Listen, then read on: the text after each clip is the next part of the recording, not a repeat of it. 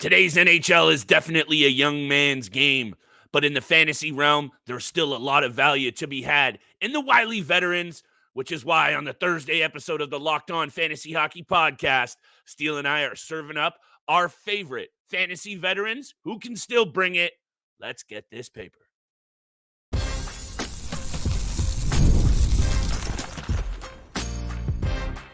You're Locked On Fantasy Hockey, your daily podcast on fantasy hockey. Part of the Locked On Podcast Network, your team every day. What is going on, everybody, and welcome back inside the official lab. It's the Locked On Fantasy Hockey Podcast, as always, with Steele and Flip. Shout out to the everydayers holding us down Monday through Friday, all throughout the summer, making us your first listen every single day. We see y'all and appreciate y'all. Today's episode is brought to you by Game Time.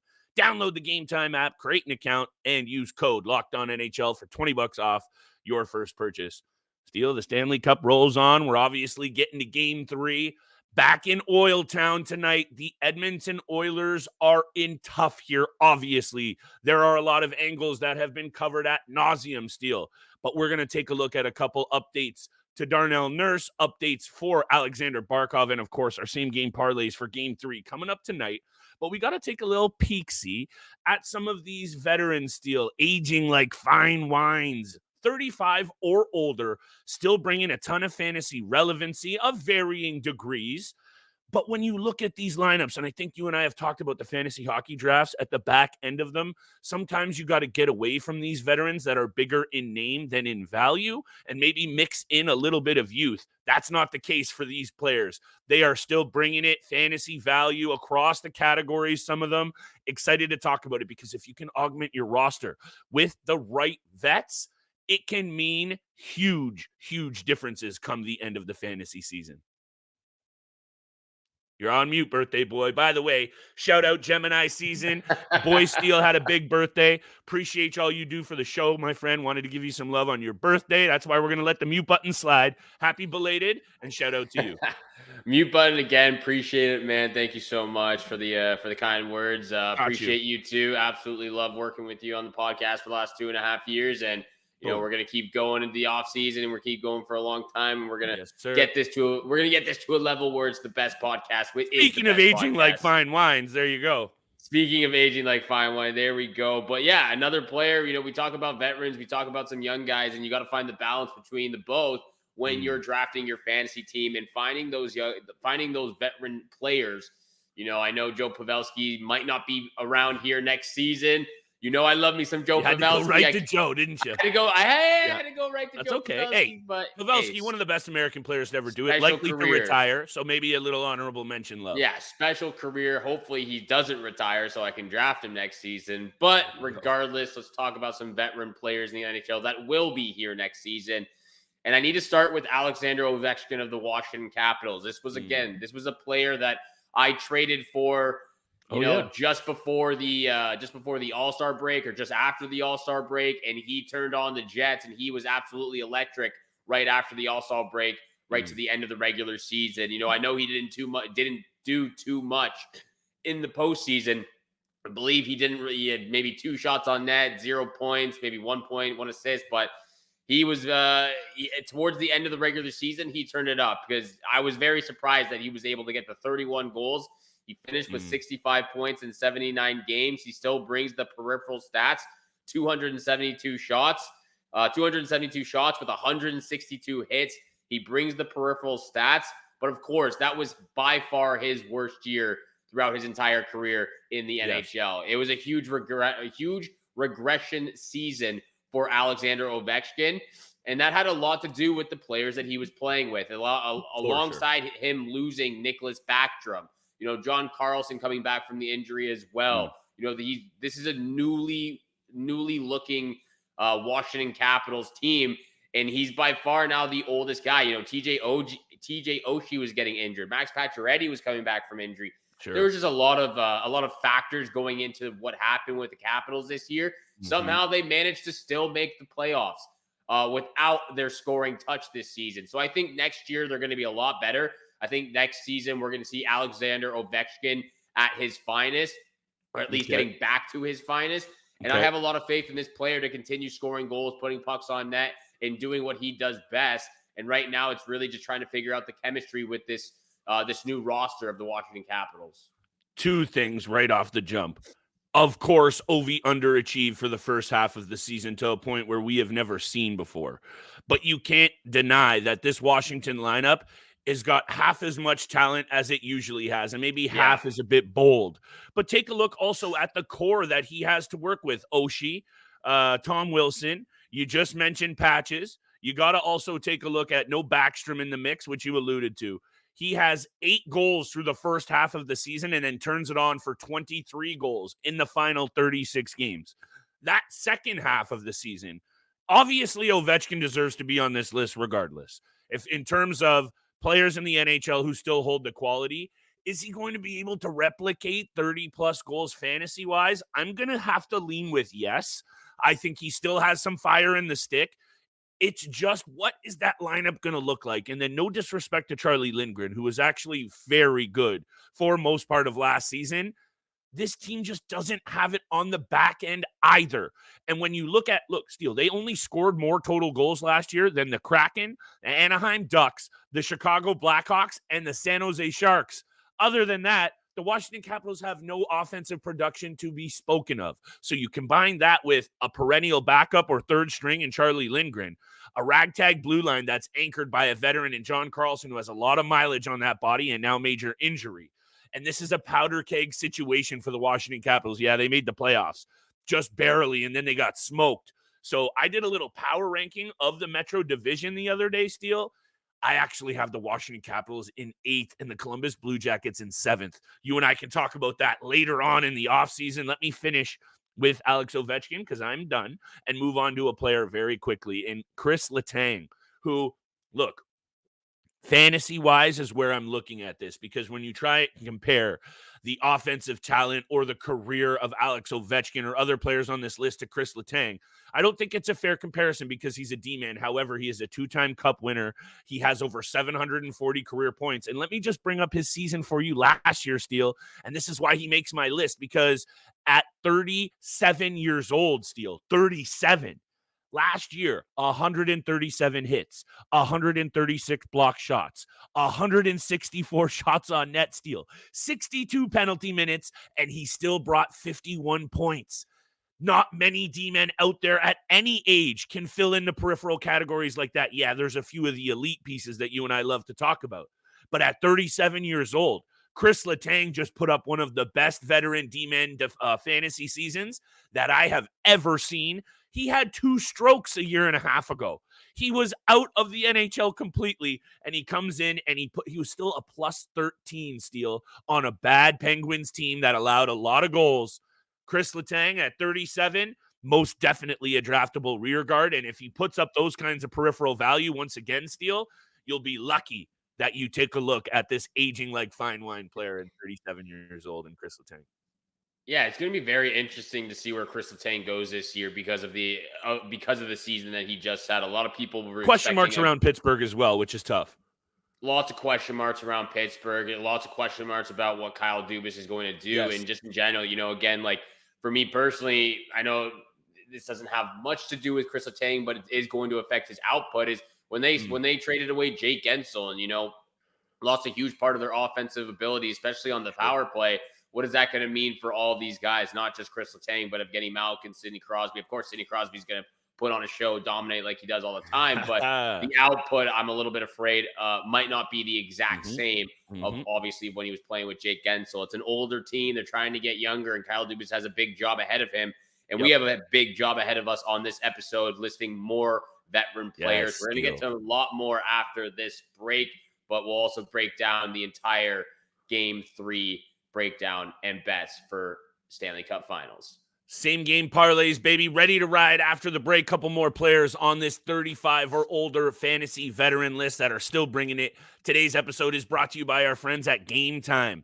You got to be hyped up for this NBA Finals. And if you're down in Dallas for Game 4, you got to be busting open that Game Time app. You never want a stressful experience when buying tickets to your favorite event. And the prices on the Game Time app go down closer it gets to the opening of the game. Killer last-minute deals, all-in prices, views from your seat, and the lowest price guaranteed. Game Time takes the guesswork out of buying tickets. Steele and I love the Game Time app. You will too. Take the guesswork out of buying all of your favorite event tickets with Game Time. Download the app today, create an account, and use code LOCKEDONNHL to get 20 bones off your first purchase. Terms apply. Again, create an account and redeem code LOCKEDONNHL for $20 off your first purchase. Game Time. Download it. Last minute tickets, lowest price guaranteed. And thank you so much for making the Locked On Fantasy Hockey Podcast your first listen every single day. Make sure you go check out Locked On Sports Today, a free 24/7 sports streaming channel program for you every day to bring you the biggest stories without all the screaming from Fox Sports or ESPN.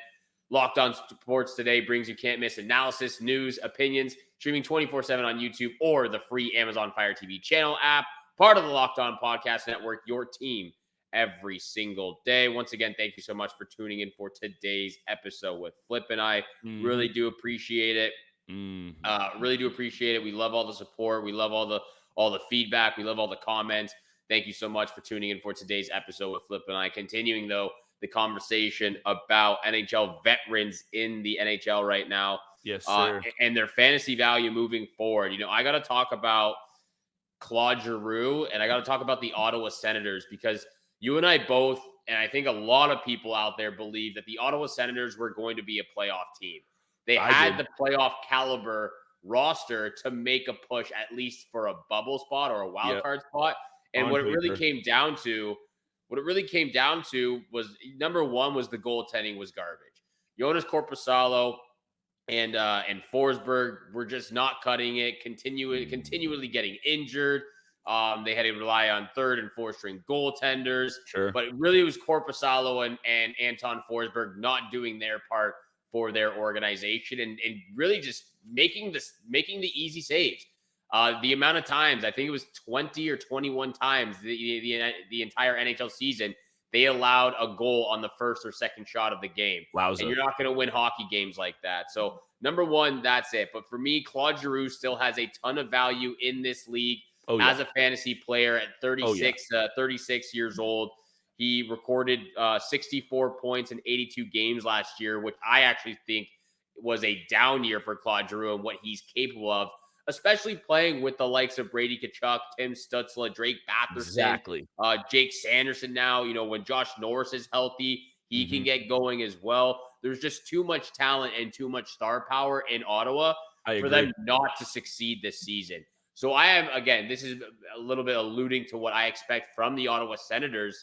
You know, if they can get some decent goaltending, they're a wild card team. They're good enough to do it. It's really just standing together as a group and building everybody's confidence up because Jonas Korpisalo and Forsberg had none of that last year. But back to Claude Giroux, lots of fantasy value for a guy who is 36 years old, playing with all these star players in Ottawa. Definitely. Again, like I said, 64 points in 82 games, 183 shots, 53 hits, 40 blocks. The peripherals are, pretty decent. You would like to see a little bit more points, but again, it was a down year for a lot of Ottawa Senator players. Tim Stützle didn't have the same season. Claude Giroux didn't have the same season. Josh Norris was injured. Jacob Chikrin was kind of a bona fide scrub in the second half of the year as well. So you just expect for a lot of people and a lot of players to be better. Claude Giroux, there's tons of fantasy value on him. Claude Giroux, you usually also probably are drafting mostly for his offensive upside. You'll take whatever categorical chip-in bonuses that you can get. I have read ad nauseum again. I'm throwing that one out there a lot, Steele. So let's just go. I've been reading a lot about this Ottawa Senators team being in on every single goaltender out there. I think that's probably a fair assumption considering everything that you just teed up very nicely there. I'm not going to make excuses for this Ottawa Senators franchise ever. They dealt with a lot of on-off-ice distractions last year from Shane Pinto. to, I believe they were stripped of a draft pick because of their handling of one of those Russian players? Is it the Donov? I don't know. Anyway, one of those Russian players that they traded that they had to have forfeit a pick. Then they have all the ownership off-ice distractions. They have the GM getting fired and Dorian. Lots of distractions. Not going to make excuses, but you can't help but feel that maybe that was a bit of a dud season. Lots to like about that roster. Let's see if they can get a goalie, because then if they do steal all of those pieces that you just mentioned that had down years last year, aside from maybe Brady Tkachuk and Timmy Stutz, you might be able to get at a little bit of a bargain next draft and slide a bit. I'm looking at the Drake Bathersons. I'm looking at the Claude Giroux, because maybe people are a little wary about Ottawa, which they should be. But that's an angle that I'm looking at. Love that you're bringing up Claude Giroux. I got 2 more players. We got same game parlays. Let me get 2 honorable mentions off the chest. One of them was Claude Giroux. The other one is Hans Kopitar. Not coming on this show talking about guys 35 or older still getting it done. Hans Kopitar had a 70-point season last year and 74 points the year before. He's going to be 37 years old this season. He deserves some love, but so does Brad Marchand, because at 35 years old, Steele, there are not many players in the history of the NHL that have been as good at being an agitator as Brad Marchand and backing it up with huge clutch performances in the offensive end and scoring back-breaking goals. He was sensational again this postseason. He had 29 goals last year, identical back-to-back 67-point seasons, 80 before that, 70 before that. I don't see a drop-off coming for Marchand, not just yet. At 35, 36, even 37, if his body maintains, for me, Steele, a guy who also chips in with 115 hits, 78 penalty minutes, 200-plus shots on net. If we're talking about fantasy value, obviously other names on this list might have more talent, might have more of a illustrious career at the outside look, but Brad Marchand deserves so much love. He's a cup winner. He gets it done in the clutch, and he can be a bee in the bonnet of the opposition and then come down there and break your back with a huge pass or a huge goal. Brad Marchand at 35, as much as to my and your chagrin as a Boston Bruins player, I don't want to put him on this list, but I think very much so. He definitely deserves it. And let me just throw this out there, a 4-time All-Star as well.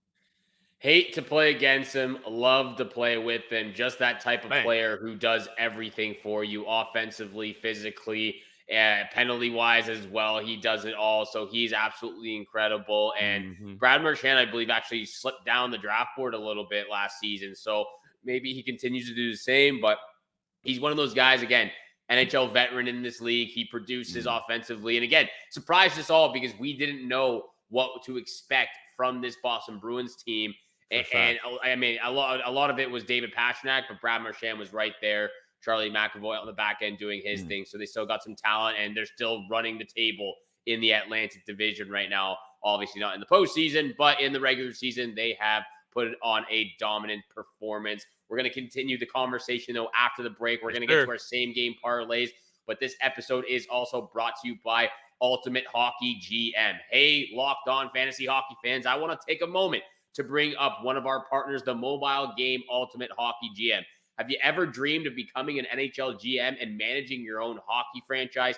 Do you think you could run the Toronto Maple Leafs better than the current GM? Oh. Well, your dream can come true. This game is most definitely for you. Manage every strategic aspect of your team, play through the seasons, and lead it to glory. Hire the right coaches, staff, trade players, or draft picks, and navigate through free agency and the draft, all in a challenging and realistic game world.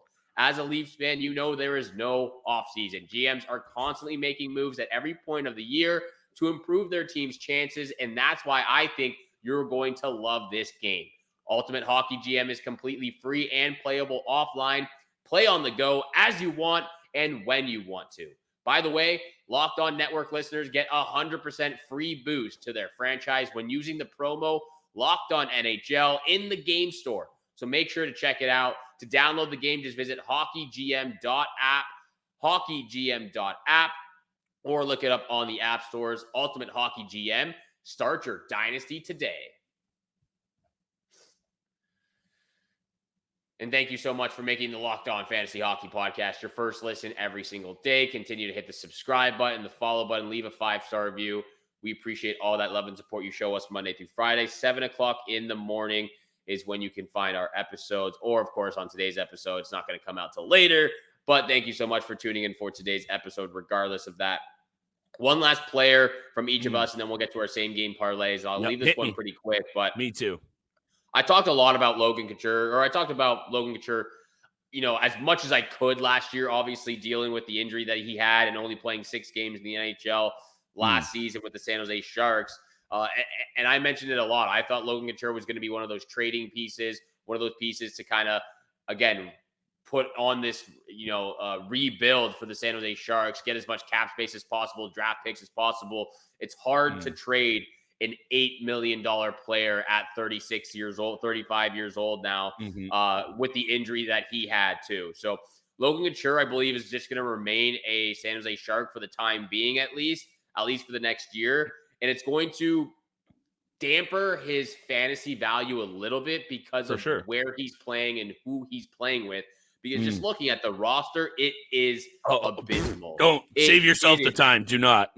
I got to read off some of these names, but Mikael Granlund, Klim Kostin, Nico Sturm, Fabian Zetterlund, Will Smith, the draft pick, who's going to be making his NHL debut this season as well, I believe.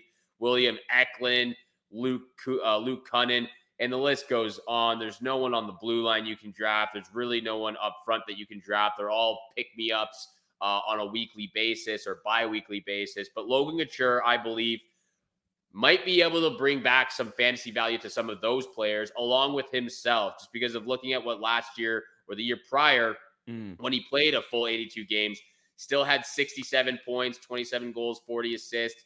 He brings the penalty minutes. He gets a little bit of penalty minutes. Shots on goal, 198. He brings the physicality, 70 blocks, 128 hits. That he does. He brings the peripheral stats. He brings over 60-plus points.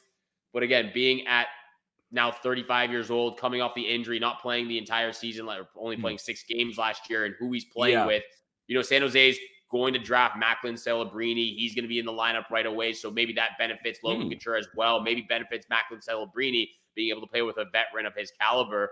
But Logan Couture, I don't hate that angle. Logan Couture, for me, has still a ton of fantasy value. You're just going to have to wait and draft him, a lot later on the draft board than you would expect. This is, again, where he is right now at his age off the injury. Probably. He's not going to be high on the draft board, but if you can pick him up in the right round, he's going to be a steal for your draft team, in my opinion.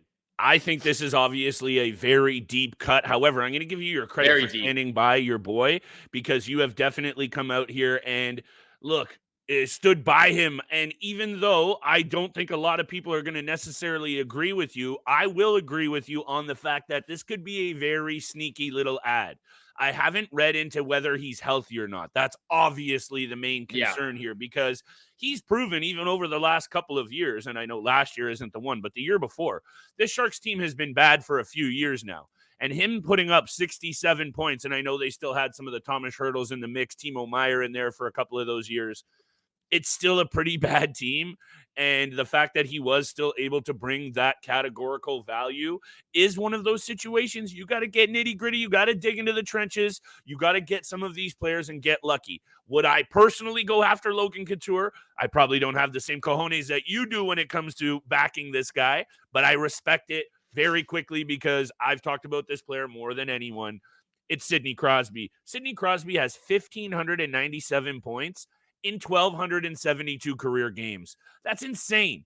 Only Wayne Gretzky has more seasons at a point per game or better in a row than Sidney Crosby. Sidney Crosby has 19 straight NHL seasons with a point or better pace. Only Gretzky has more than that in the entire history of the NHL. You know me with the stats, Steele. I come on here, especially with Sid, and I ream off a whole bunch of them. I'm just going to leave it at that, because last year he had 94 points. A year before that, 93 points. A year before that, 84 points. The guy seemingly is almost getting better with age in terms of rounding out his game. Also, 101 hits last year for Sid, 278 shots. The man is going to be 37 years old in August, and entering his 20th season in the NHL, and he might be a second-round draft pick, Steele. He might even be higher in some other formats. I don't know. I know that's bold. Actually, no, that's bold. I got to take it back. He could be a second-round draft pick. I don't think Sid's going in the first round. Although after 94 points, in some leagues, I wouldn't even hate he could. Let's just leave it at, and I say this a lot, Sid, one of the best to ever do it and the best of this generation, entering 37 years old this upcoming season. Flip, the secret ambassador for the Pittsburgh Penguins. Yeah. He's got Letang. He's got Sidney Crosby, of course. Hey, getting a new tat. Getting a new tat. Got to talk about Sidney Crosby and what he has done, because absolute special player, special kind of person as well. Just special teams, special plays. Special teams, special plays, special players. Let's get it. Let's get it. No, that's absolutely beautiful. Had to get to that. Had to get that in there. We're going to get big time bets in there right now, though. Game 3, Edmonton Oilers, Florida Panthers, Stanley Cup Finals. Florida might be a little tired going into Game 3 because it seemed like they had some trouble getting to Edmonton from Florida with all the little banged up as well, Steele. Little banged up. Let's talk about the injuries real quick. I'll throw it over back to you for the injuries, and then we'll do our same game parlay. Barkov was at the morning skate he was practicing. Day. Yeah, he's in full practice. Obviously very tight-lipped around it. Paul Maurice said nobody is replacing him. That was the only quote we got. No updates. It feels like he's going to be in there, Steele. Darnell Nurse, however, on the other hand, is also looking like he's in. But when I'm reading into these updates from the Edmonton Oilers, it's looking like Corey Perry might be drawing in here for Evander Kane. Yes, Corey Perry expected to return after being scratched in Game 2, and Evander Kane, as of right now, is a game-time decision. His status is uncertain. Little bit of an update there for Thursday night's Game 3 action. Look, Steele. Shout out to the cat if you can hear him. This is obvious here. Florida going for the stranglehold. Edmonton trying to breathe some life into this series. They have to hold serve on home ice. This is obvious here, Steele. But how are they going to get it done? And this is going to go right into my bets. Let me just leave it at this. Again, Oilers have to play some kind of different approach. I keep reading that they maybe need to abandon what they were trying to do on the power play because clearly it hasn't been working at all. I don't know if I'm here for this because they shouldn't just start to abandon what has worked for them for so long now to an elite level in the postseason. So I don't know if I'm here for the give McDavid the puck and let him just run free. Although I think there is something to be said about letting the leash off of McDavid a little bit. We've seen him carve up the defense like butter, but then they keep him to the outside. So just let 97 do his thing, Steele. And I think you're going to see at least 2 or 3 goals from each team in this one. So I'm comfortable at taking the over 5.5. I'm going also with the Edmonton Oilers on the money line, minus 138 in my same game parlay. And all of these feed directly into my lock of the night. McDavid over 1.5 anytime points at minus 122. Smash those all together. You get a plus 256. It's not amazing, Steele. And obviously, Florida could still win this game quite easily.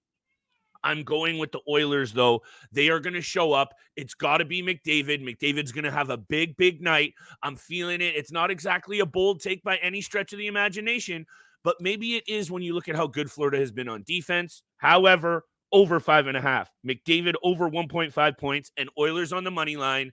Hey, go Oilers, go, baby. Go Oilers, go indeed, because I'm right there with you. However, I'm not with you on the over 5.5. So my first pick, I'm taking the under 5.5. Side bet action right now. I'm taking the under 5.5. Both games have been under the number. Sergei Bobrovsky's been absolutely stellar. Stuart Skinner's been pretty decent as well for the most part. Let in one fluffy goal in Game 2, but it is what it is. The unders has hit in both games, and Sergei Bobrovsky's been playing stellar. So under 5.5 is my first pick. Second pick, I'm also taking the Edmonton Oilers on the money line with you at minus 138. I believe you said it was. Yes, and then I'm parlaying that with the Zach Hyman anytime goal scorer at plus 115. Combines for plus 536 for a parlay. That's what they need to do. What they need to do is literally just continue to put pucks on, or not continue. They need to start putting pucks on net. Start testing Sergei Bobrovsky from all angles and just get bodies in front and bang away for the rebounds. They haven't done that in Game 1. They didn't do it in Game 2. They need to continue that going into Game 3 and for the rest of the series, because otherwise Sergei Bobrovsky is going to have the easiest job of all, just standing there, catching pucks in his breadbasket.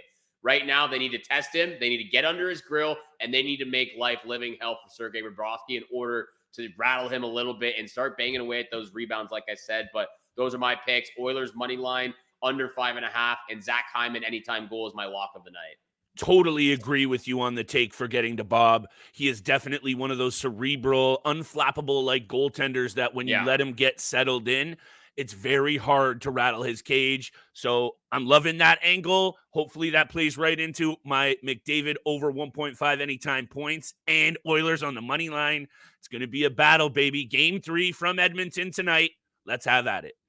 Have at it indeed. Thank you so much for making Locked On Fantasy Hockey Podcast your first listen every single day.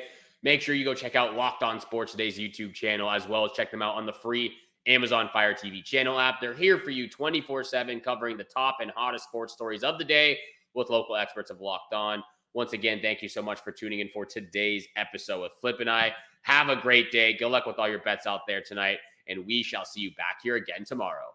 Peace.